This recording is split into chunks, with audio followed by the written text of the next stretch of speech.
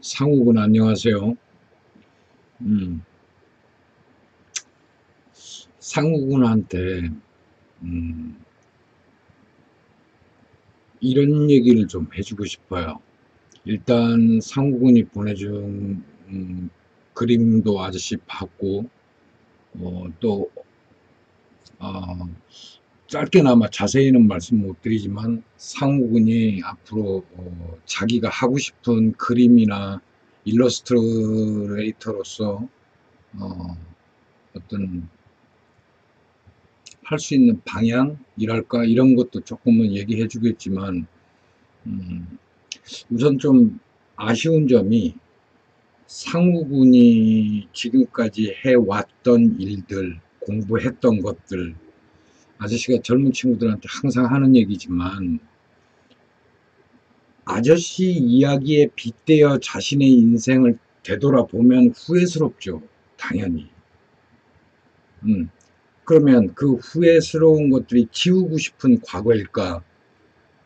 아니면 되새김질해서 나에게 유리하게 해석을 할까라는 결단을 해야 된다면 아저씨는 상우군에게 되새김질해라. 어, 상우군이 지금까지 살아오면서 공부하고 또 익히고 또는 자기가 인생을 살아온 중에 선택하는 과정을 겪으면서 그것이 성공했던 실패했던 간에 상우군의 선택이었어요. 결정이었고 또 지금까지 살아온 것 상우군 걸 보면 언제나 선택은 남들이 하지 않는 방향, 관심사에서 조금 벗어난 우리 사회의 규범이나 시스템에서 음, 조금은 다른 사람과는 독특한 선택을 하고 공부를 하고 이런 것 같아요. 아주 훌륭해요. 근데 이런 것들이 결과물이 보이지 않는다고 해서 상군이 스스로가 난 실패한 거야 라고 생각하지 말아라는 얘기예요. 아저씨가 영상을 통해 가지고 청년들에게 이야기할 때 중학교 고등학생들이 많아요. 이런 학생들에게는 이제 상우군의 전철을 밟지 않도록 지금의 대학에 졸업하고 이 사회와 부딪히면서 현실을 느끼는 사람들이 공감할 거 아닙니까? 근데 지금 자라는 청년들에게 또다시 여러분들이 지나온 과거를 밟아라 하는 게 지금 기성세대들이잖아요. 대학 가라. 응? 그 아저씨가 그런 중학교 고등학생들을 상대로 대답을 해주다 보니까 이렇게 상우군처럼 학교를 다닌다든가 졸업한 친구들이 볼 때는 공감은 하나 조금 갸우뚱하는 거예요. 좀 아저씨가 극단적으로 이야기를 하니까. 그러니까 좀 깊이 있게 아저씨 이야기를 한번 되새김질 해봐요. 그래서 나이도 나이고 스스로들이 많이 살았으니 아저씨가 어떤 의도에서 우리 중고등학교 학생들에게 그런 이야기들을 하는지를 충분히 이해할 거라고 아저씨 믿어요. 그래서 상호군이 지금까지 살아온 것들이 아저씨 말에 빗대어 보면 실패한 인생이고 잘못 살아온 것 같이 느껴지겠지만 항상 아저씨가 이야기하잖아요. 어떤 선택을 했던 그것들의 결과물이 내 것이 되지 않든 또는 성공이 아닌 실패를 했든 간에 내가 선택한 거였기 때문에 그 결과에 대해서 승복하고 또 되새김질해서 다시 한번 그런 기회가 온다든가 그런 선택의 순간이 왔을 때 잘못을 되풀이하지 말아라 라는 거예요. 그렇지 않겠어요? 그거지. 인생을 살아오면서 내가 수많은 친구들을 만나요. 사회생활을 해요. 학교생활을 해요. 모든 게 뜻한 대로 다 이루어지면 얼마나 행복한 세상이겠어요? 그쵸? 하지만 성분이 살아와 봤지만 언제나 성공하는 것보다는 실패가 훨씬 많아요. 그죠? 좌절이 더 많고. 인생은 그런 거예요. 10가지를 하든 20가지를 하든 그 중에 단 하나도 성공하지 않을 수도 있어요. 그러나 그러한 나의 선택과 결정에 대해서 나 스스로를 어떻게 평가하느냐. 상대를 두고서 빗대어서 내가 쟤보다 못하다라고 하면 스스로 망가지는 거예요. 스스로에게 채찍질을 하고 상처를 주는 생활을 하게 되는 거예요. 하지만 내 선택이 비록 옳지 않은 선택이었지만 결과가 미진하거나 아주 보잘것없는 것이지만 난 최선을 다했다 스스로 하면 그거로서 상우군에게 훌륭한 시간이었다라는 거예요. 그러니 우리 한국 스타일처럼 항상 이렇게 사람을 갖다가 상대평가하고 이렇게 순위 나누어서 내가 그 속에 속하지 않으면 낙오자, 실패자 이렇게 생각하지 말라니까요. 그러면 대한민국에 대학 안 가고 뭐 고등학교만 졸업해가지고 이 사회에서 저 새벽 시장에서 생선 장사 하시는 분들, 뭐 청소차 모시는 분들, 뭐 이런 사람들 다 낙오자예요? 쓰레기예요? 그 사람들 우리 대한민국 국민 아니에요? 그런 훌륭한 분들이 있기 때문에 우리가 맛있는 생선이든 과일이든 유제품들을 사 먹을 수 있는 기회가 제공되는 거 아닙니까? 어떻게 이 지구상에 사는, 또는 아니죠. 지구상이 아니라 우리 대한민국에 사는 단 한 명이라도 필요 없고 쓸모없는 사람이 어디 있어요. 각자가 살아나가면서 다 소중한 사람들이지. 그러니 상호군 뿐만이 아니라 이 영상을 보는 우리나라 청년 여러분들, 아저씨가 이렇게 영상을 통해서 대답해주는 대상이 주로 고등학교, 중학교 학생들이에요. 그러다 보니 아무래도 그들을 대상으로 해서 아저씨가 대답을 하다 보면 지금의 좀 중장년 청년들 같은 경우에는 내가 잘못 살아왔나 보다. 실패한 인생인가 보다. 이렇게 생각할 수도 있겠죠. 그렇게 극단적으로 생각하지 마시고 잘못 살아온 건 없어요. 다 상욱은 스스로가 선택한 것이고 그것들이 결과값이 어찌 되었던 간에 반드시 앞으로의 삶 속에서 지난 과거에 내가 습득했던 경험했던 것들이 무조건 도움이 됩니다. 반드시. 그러니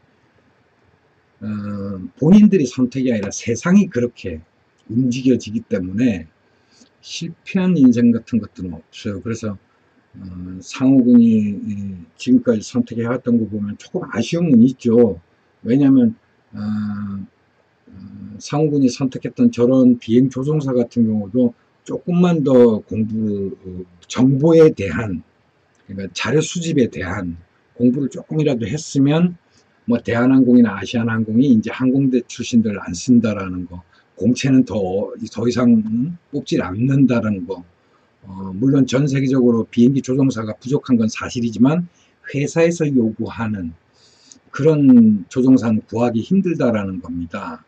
결론적으로 상호군이 예전에 해왔던 그런 조종 기술 같은 경우, 정비 기술 같은 경우, 아저씨 같은 경우는 15년 전에 안산에 경비행장에 있을 때, 지금은 저쪽 화성으로 이사를 갔겠죠. 우리나라에도 그런 경비행기, 패러글라이드, 행글라이더에다가 모터 달아가지고 하는 그런 행글라이더 비행기, 뭐 이런 것들이 있었단 말이죠. 그러나 지금 우리 한국 그 상호군이 갖고 있는 뭐 1000시간 이상 비행 뭐 자격이니 뭐 이런 것들은 뭐 아저씨 때처럼 개인적으로 비행기를 구입해 가지고 개인적인 소위 말해서 타고 다닐 수 있는 그때 자격이 비행 조종 기술 자격이 필요하기 때문에 거기에 맞춰진 매뉴얼들이에요. 그러니 그것만 딸랑 해갖고 졸업하고 나면 나 조종사 되겠지? 어느 항공사에서 써줍니까? 입장을 바꿔놓고 상호군이 항공사를 운영하는 사장이라면 될 수 있으면 대형 비행기까지 몰고 오랜 한 10,000시간 뭐 100,000시간 이상 탄 그런 베테랑 조종사를 원하지 누가 경비행기 조그만 거, 세스나 같은 거 몰고 뭐 몇천 시간밖에 안 되는 사람을 갖다가 뽑습니까? 그럼 말이 안 되는 거 아니에요. 근데 그 조금만, 그러니까 자기가 이렇게 정보를 수집해보고 다양한 국가들 거를 자료를 이렇게 취득해보면, 아, 우리나라 학원이라는 데가 이런 항공과 관련한 회사들이 참 어처구니 없는 이야기들을 하는구나를 금방 알 수 있잖아요. 예? 그러니까 환경이 그런 거예요. 대한민국에서는 사람을 상대로 무슨 정보나 자료를 줌으로써 돈을 받겠다라고 하는 이런 시스템은 사라질 뿐 아니라 그런 사람들도 앞으로는 다 그만둬야 됩니다.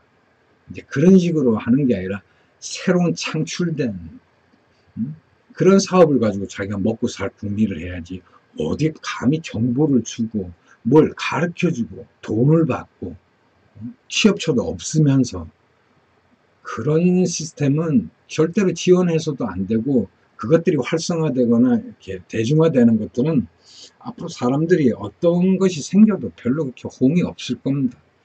그래서 그렇게 하시고, 너무 실망하지 마세요.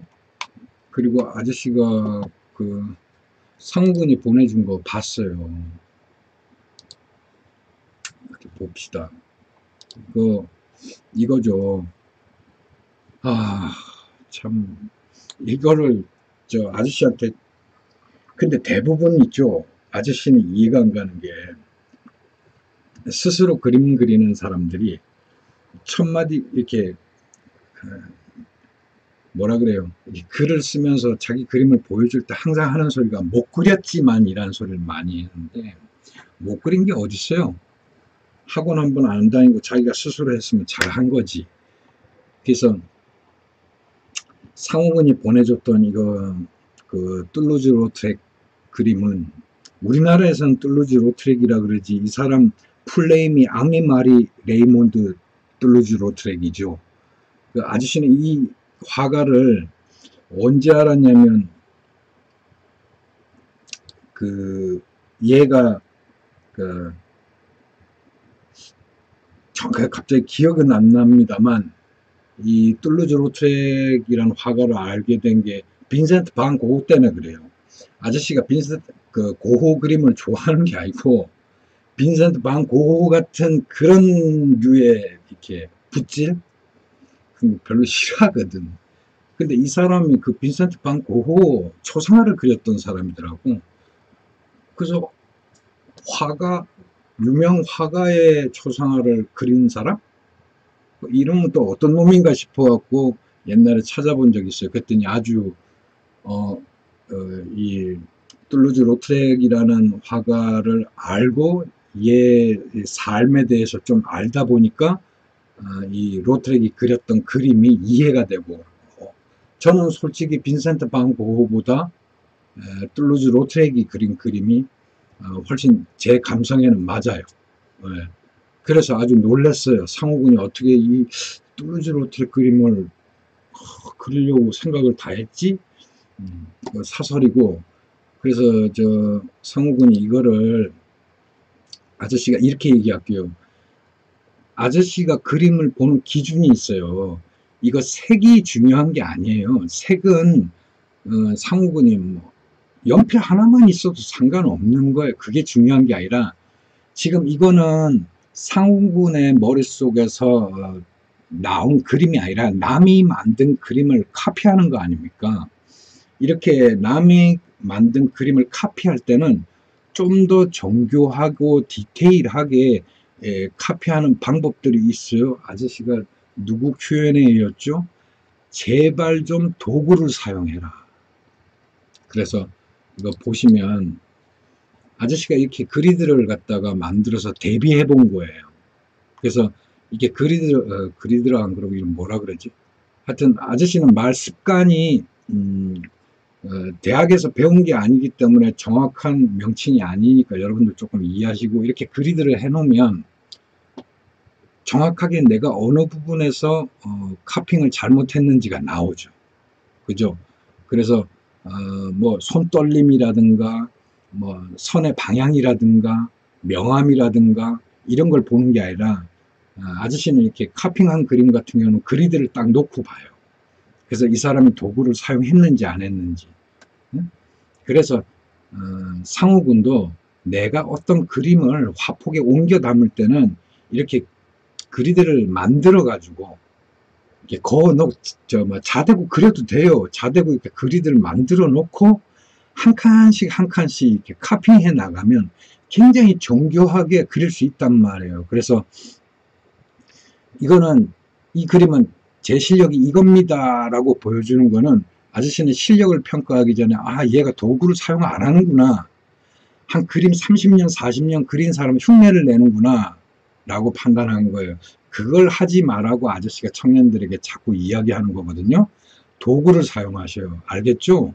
다음부터는 이렇게 그림을 카피할 때는 이렇게 그리드를 꼭 하시되, 아저씨가 요거는 이제 뭐라 그래요, 상욱은 쉽게 알아들으라고 이렇게 칸을 넓게 한 건데,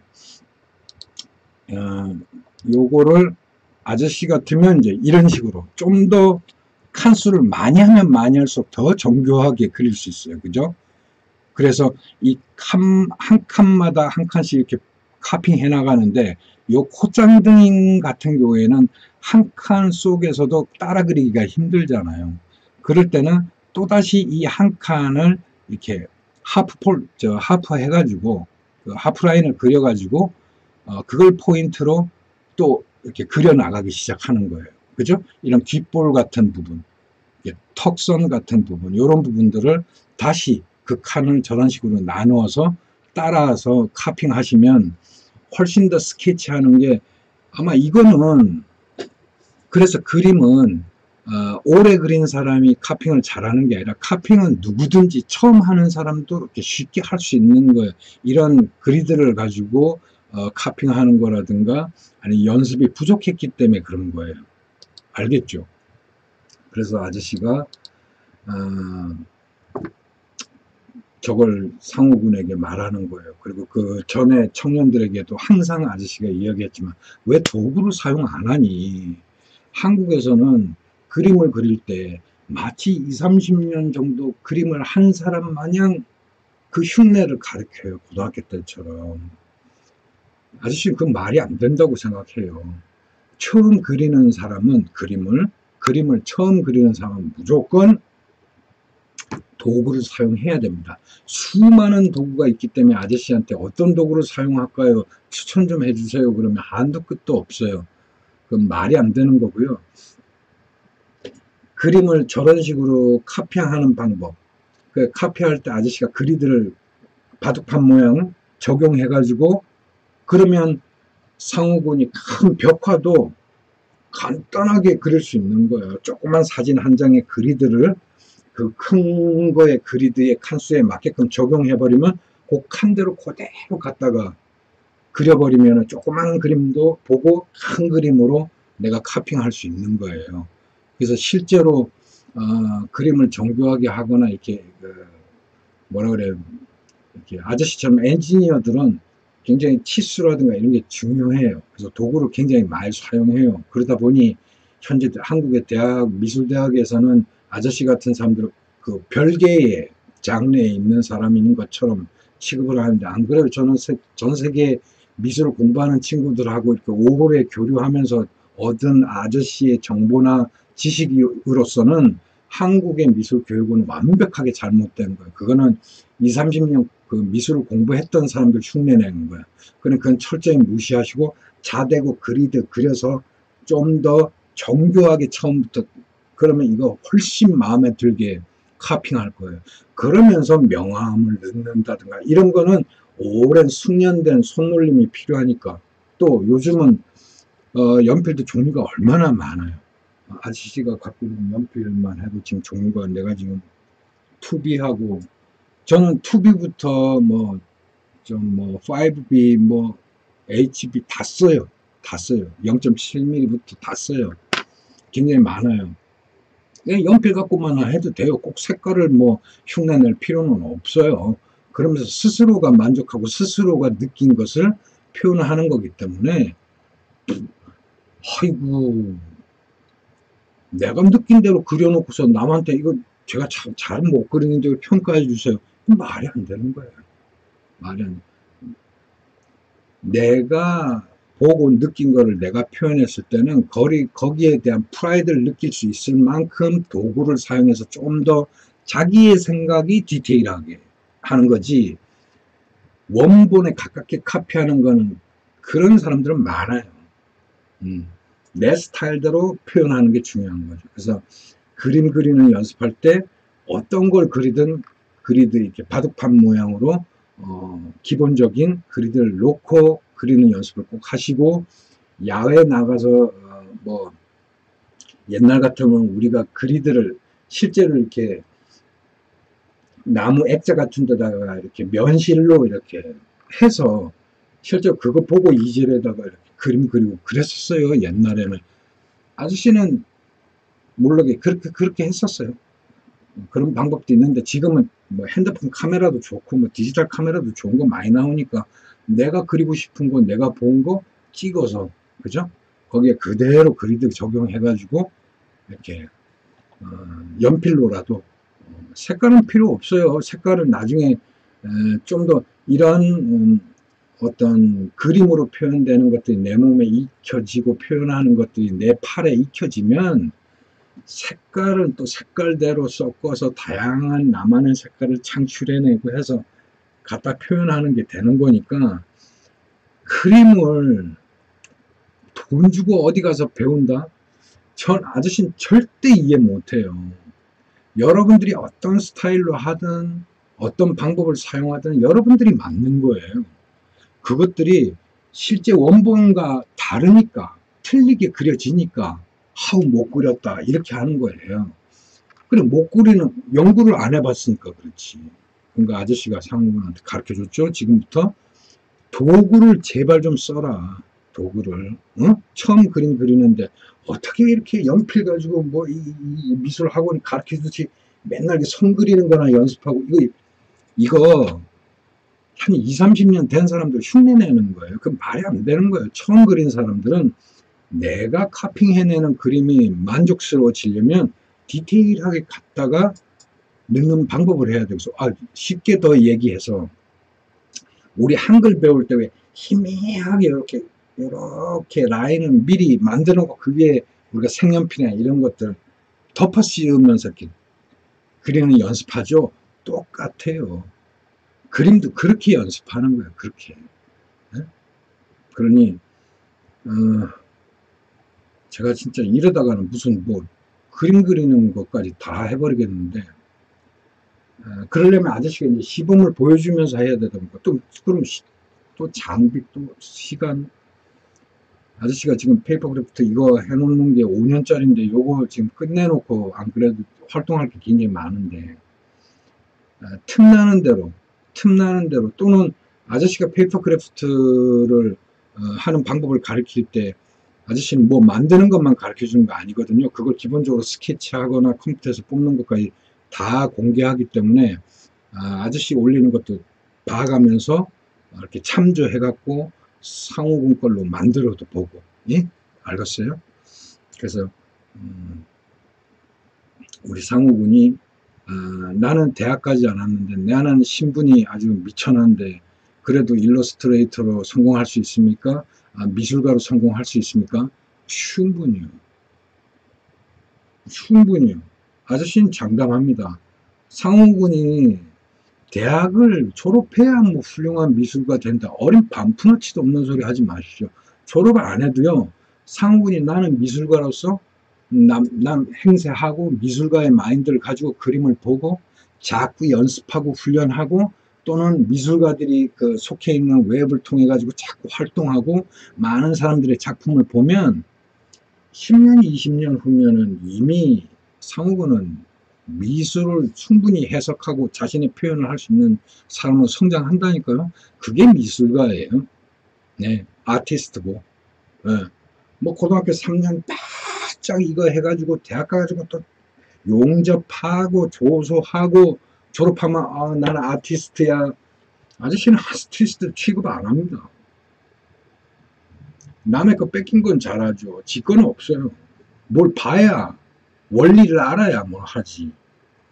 그래서 아저씨가 기회가 되면 언제 한번 고대사부터 시작해서 그림이 어떻게 발전해 왔나는 한 번쯤 언급해야 될 것 같아요. 그때 아저씨 영상 좀 많이 봐주시고요. 알겠죠? 그래서 안 그래도 아까 조금 시간 날 때 고대사 이렇게 봤는데, 와, 정리할 게 너무 방대하고 크고 많고, 이걸 어떻게 짧게 일목요연하게 정리해서 여러분들에게 말해줄 거가 앞으로 아저씨의 또 하나의 숙제예요. 그러니까 여러분들하고 Q&A 하다 보면 아저씨께 점점 할 게 더 많아져. Q&A 하는 게 굉장히 두려워져. 그래서 우리 상욱은 힘내시고, 저런 내가 그렸던 그림 어때요? 남한테 평가받는 거 두려워하지 마세요. 그리고 좀 더 정교하게 얼마든지 카핑해 나갈 수 있고, 그 원리를 몰라서 그런 거예요. 응?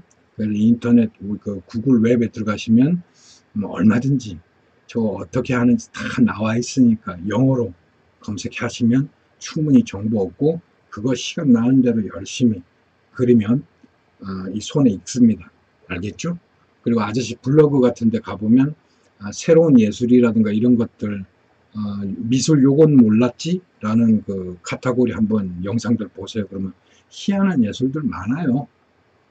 우리 한국에서는 안 하는 예술 장르들도 많고, 그런 것들도 좀 참고하고. 그러니까 아저씨 그 네이버 블로그 그쪽에도 한번, 그 아저씨 요 영상 밑에 보면 그 블로그하고 카페 주소 다 있어요.